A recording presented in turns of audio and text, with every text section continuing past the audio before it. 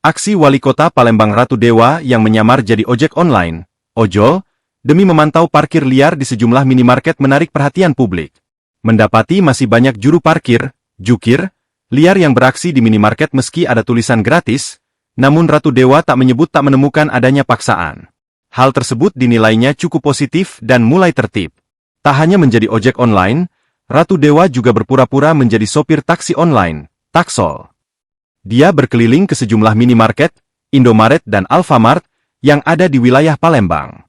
Menurut Dewa dalam kesempatan itu, ia ingin memastikan langsung jika pengunjung minimarket yang dikatakan sejumlah warga masih dipungut biaya parkir, itu tidak semua benar, karena ia merasakan langsung sebagai warga biasa.